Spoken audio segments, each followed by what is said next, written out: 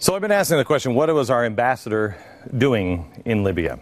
He knew that violence had increased. He knew that security was absolutely horrible. The Red Cross had shut down all of its operations. Great Britain shut down its operations. Yet he stayed out, and not in Tripoli, but in the worst place he could be. On the day of the attacks, Ambassador Stevens was meeting here. With whom? What was going on? Well, it sounds a little crazy. It sounds complex, but it is neither. Let me see if I can break it down. President Obama was friendly to this guy, Muammar Gaddafi, in Tripoli.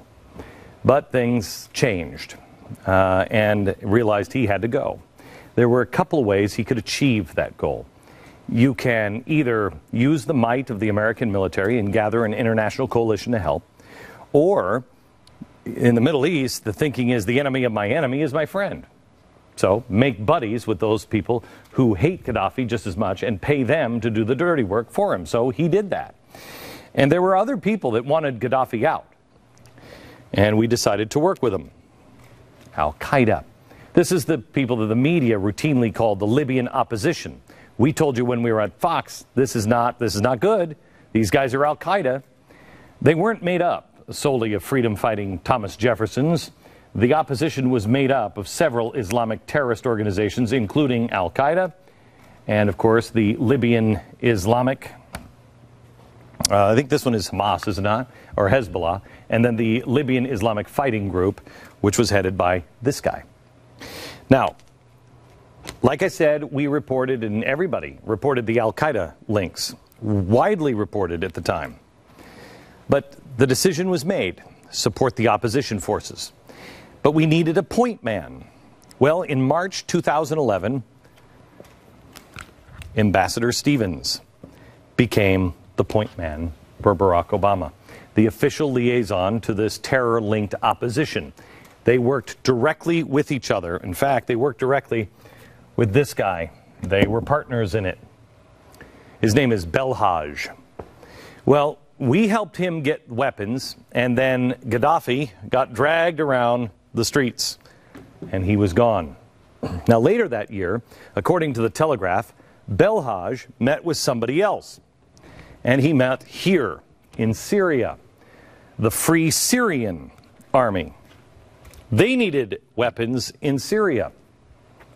Well, he didn't actually meet in Syria, he met here. And this is important, to meet in Turkey. They talked about getting supplied with weapons.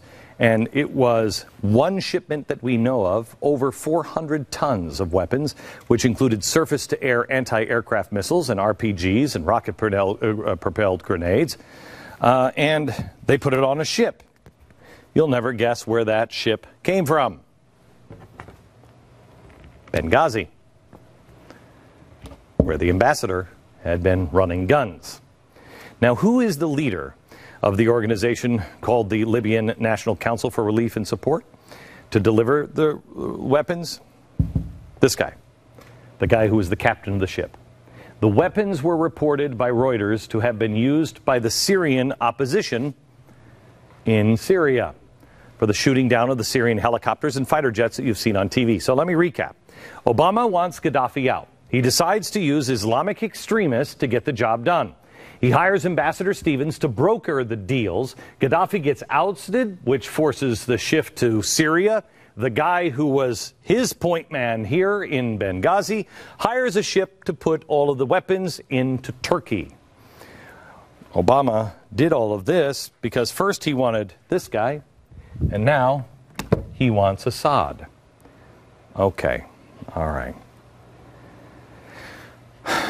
Why does he want Assad? Well, he's a bad guy. But Obama, again, has decided to use Islamic extremists to get the job done. And he wants to get Assad. And so he uses Ambassador Stevens as the point man with this guy.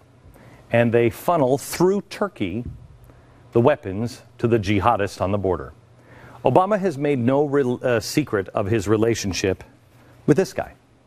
He's the prime minister of Turkey. There is no way this is happening in his country unless he knows about it. And this guy talks to this guy. They have talked on the phone 13 times just in the last year. In fact, they're good friends. This is the man that President Obama called when he was first elected. This guy.